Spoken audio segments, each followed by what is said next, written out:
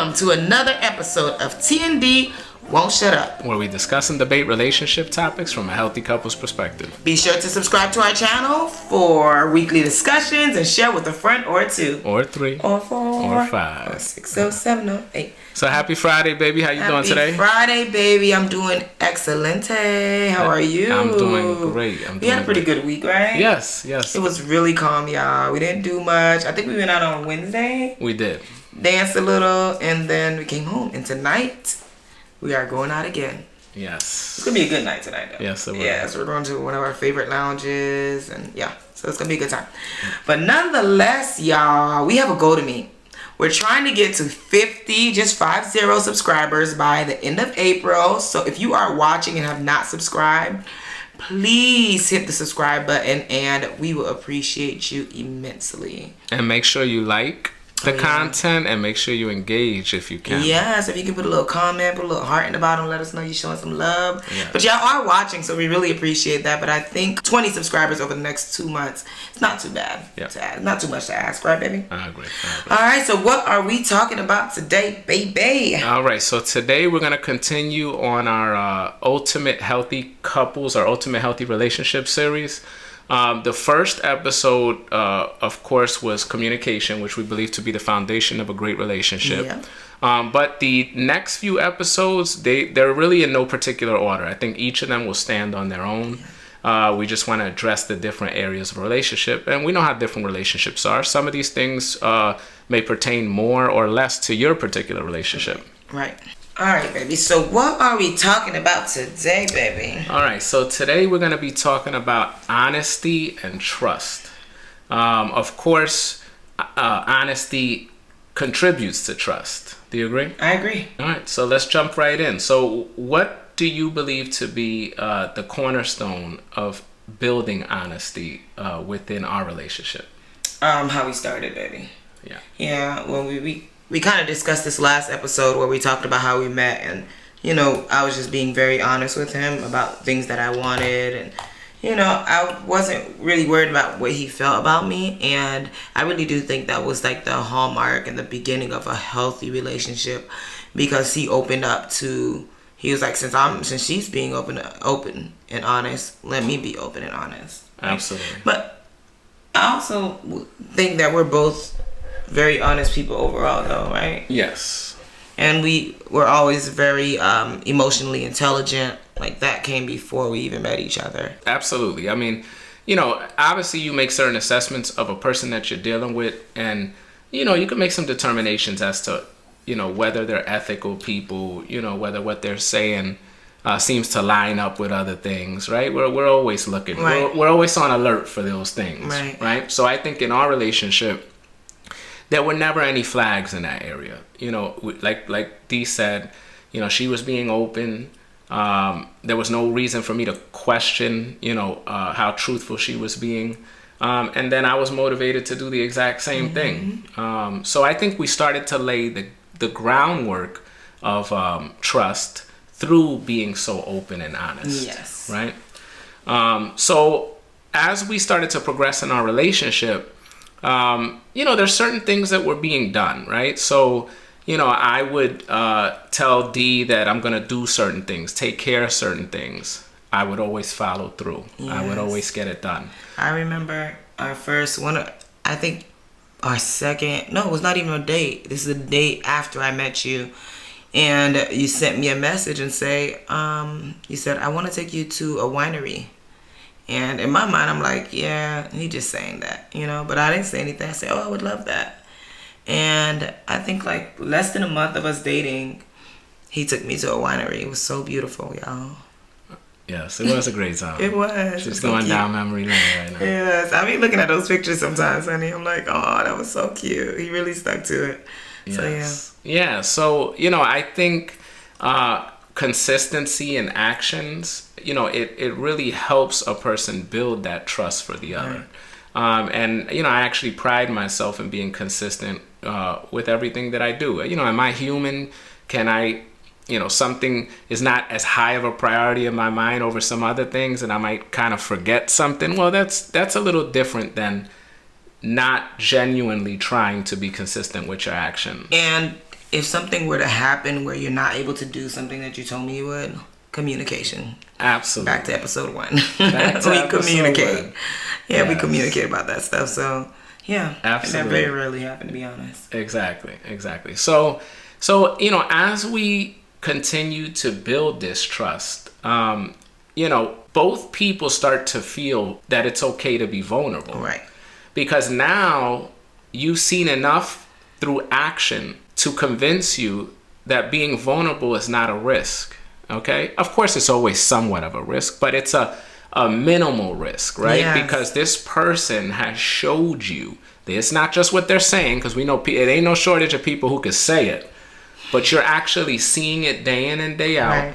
And therefore, you start to build that trust, and then you start to feel like I could be completely vulnerable, with no fear of being manipulated, taken advantage of. And that just continues to build on the trust, right? So you see how they both go hand in hand. Right. Another thing too is transparency. Oh, yes. Right? This is a big one.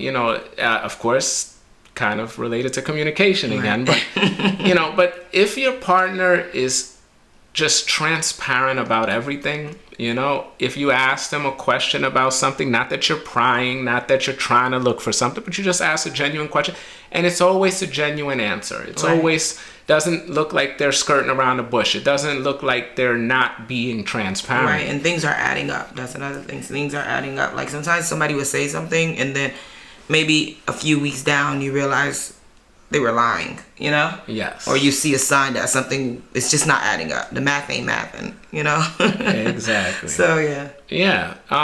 And I think, most of us have all been in those situations where that the person's not being 100% truthful. You can't prove it. Right? But you sense it. And I think we should all aspire to get to the place where you're no longer second guessing at all your partner. Right. If they tell you something, it's true, it's, genuine, and it's in your best interest. If you're really holding each other down, you actually feel like you're doing a disservice to your partner, to your relationship, by not being honest. Yes. And then at the end of the day, in the long run, it's going to hurt your relationship when you're not honest. Just be clear up front and let them know what it is. And if they don't want to be here, then don't be here, But why would you want to lie and have your partner thinking you're one way, or you like one thing, or you like to do one thing, and you really don't, Yep. So, yeah, I think it's so important just to be clear and transparent.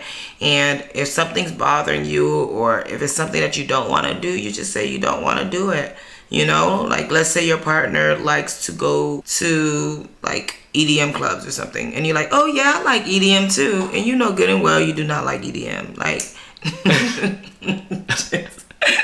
just be clear, right? Praying for the first hip hop song to come. Right, exactly. Like, just be honest. And if he's not for you, he's just not for you. But when you're lying and saying that you're one way and saying that you want to do this and want to do that, and eventually it's just gonna come out. So you just prolong the inevitable. So I agree. Yeah. I agree 100%. So as you're building this trust, I think it's going to bleed over into other areas of the relationship, because now you may feel you feel maximum vulnerability. You feel safe with this person. Yes. You feel open with this person, and so. Of course, that's going to bleed over to other areas. It could bleed over to intimacy. It could bleed over to the connection, the deepened connection that you have. Yes. It's just such a great thing. But just to go back to the point you were making, I think one of the most important aspects of it is that you get to know what your partner's truly feeling, so you can then address potential issues. Exactly. I believe, and I try to do this in our relationship, that preventive maintenance is a thing, okay? I want to get ahead of things in the relationship. I don't want things to have to be a problem, and then I become reactive, trying to deal with it and wondering, why are we even here? We're here because we weren't open, honest about certain things we were feeling months ago. Exactly. And now it's a problem. So I'm like, no, I would appreciate you being honest with me. So now I can even if it doesn't feel good to hear what I have to hear, since you're honest with me, I now can start to address this issue in whatever way to address it, right? That's right. All right, so trust, you know, a lot of us seem to jump to, you know, loyalty and, you know, if I trust someone, that means they won't cheat on me. But trust spans across so many different areas of relationship. So what do you think trust applies to in our relationship? So a lot of things, but one of the main things that I shared with you not early on, but after some time of us dating, he was very honest, very transparent. He held his word, so everything he did, or said he was gonna do, he did it. I remember it was probably almost a year end, right? And I said to him, I never said this to anybody, not even the person I've been with for a long time. I said, you know, I really trust you. Like, I really trusted him to lead me. He's going to put me in the right place. He's going to lead me in the right direction.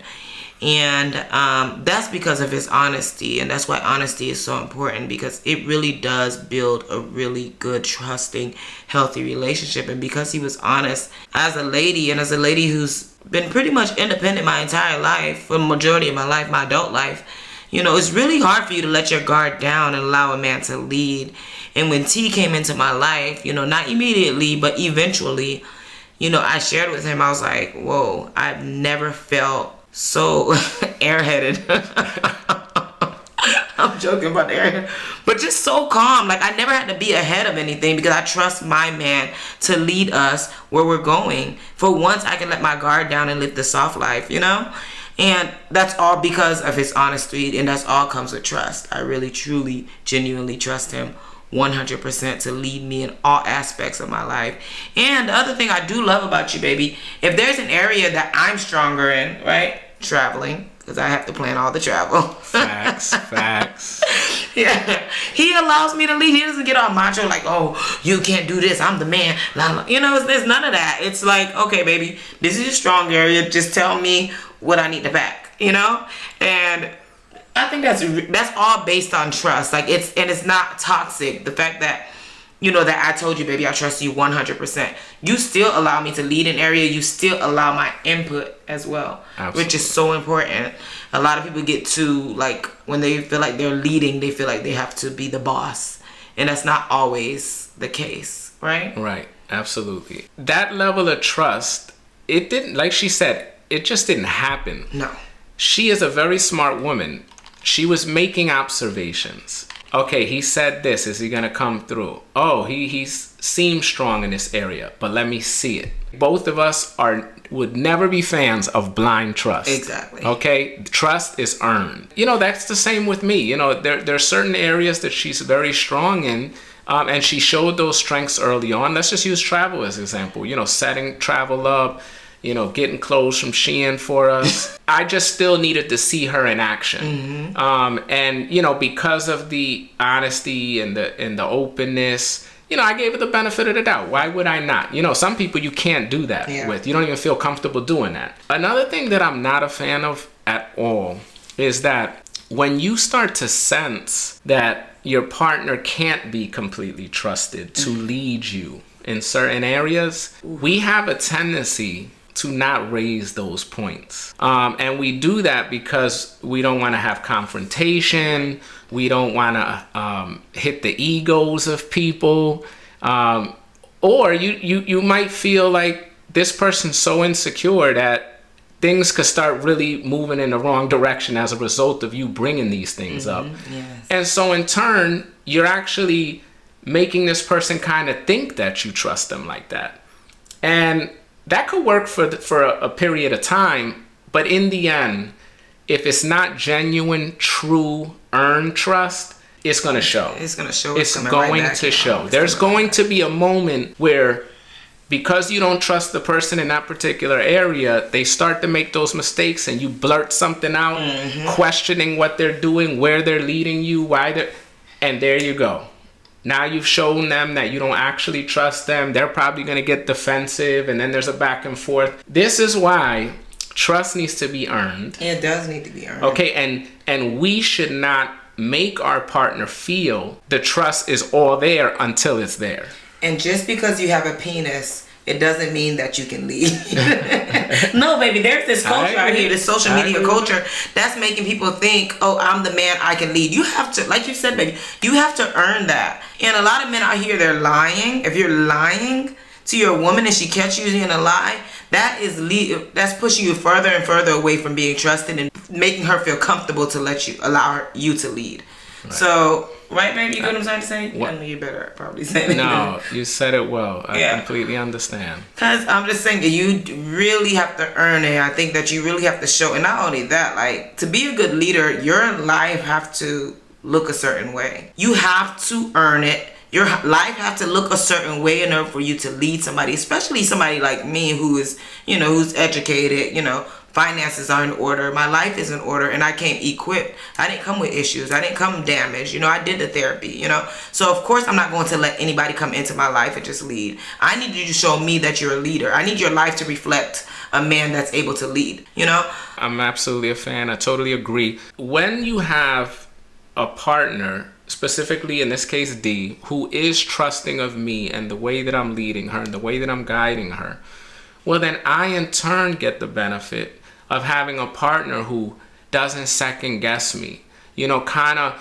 follows a lead, but that doesn't mean she's behind me, she's beside me, right? But not making me feel as if all of these decisions that I've made, all of this consistency in my actions means nothing. It obviously does, and she shows it by allowing me to lead. Right. And I honestly, and I know this is up for debate, a man is not a woman. There are roles, okay?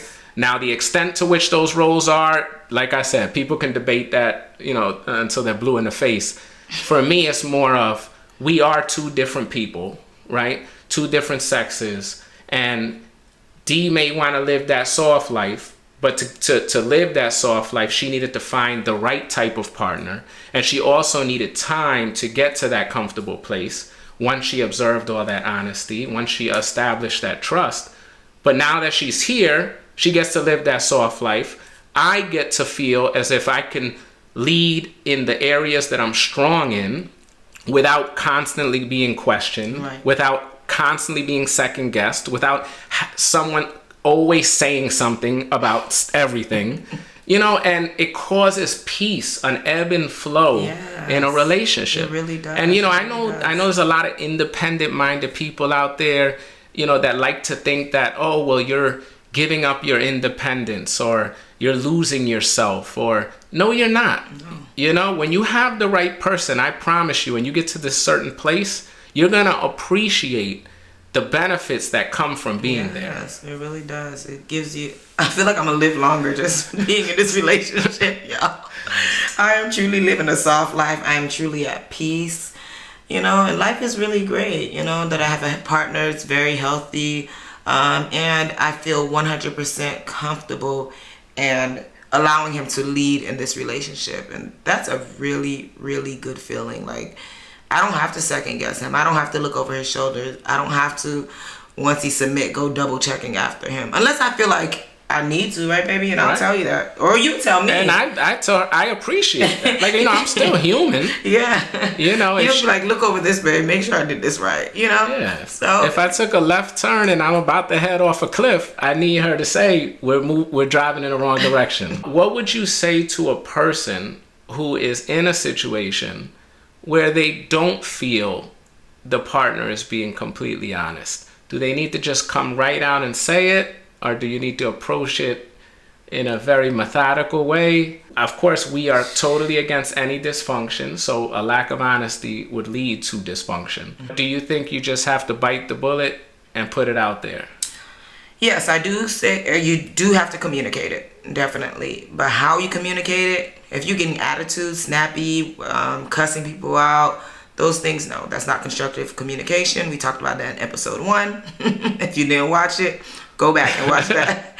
No, but there is a way for you to communicate and verbalize your feelings. If something's bothering you, don't feel like you can trust that person, or you feel that he's lying, there's a way for you to say that. Always communicate in love and respect with anybody. Even if you really don't love and respect them, you still communicate in love and respect. I did want to touch on one more area before we wrap things up. I started this out by saying trust people seem to imply that only pertains to loyalty as far as not cheating and being faithful to your partner. But clearly we just discussed all the different aspects of it. But let's talk about that for a second. Right. There are so many people out there that don't truly trust their partner in that area.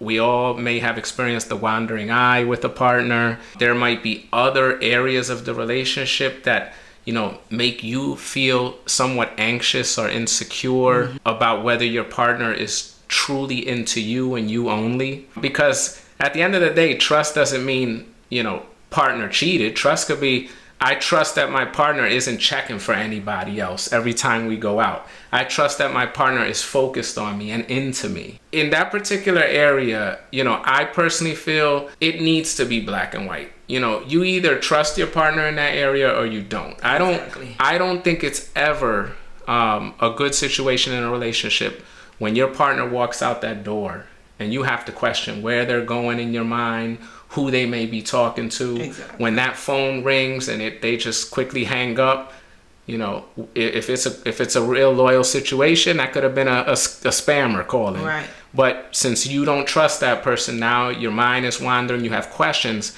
and I promise you that is going to bleed into other areas of your relationship. I would say if you are dating somebody or married to somebody or in a relationship with someone that you do not trust, or if you even think they're cheating, you have to look over. If you even think that you have to look at their phone or get their password so you can sneak me in their phone, done. Dead it, end it.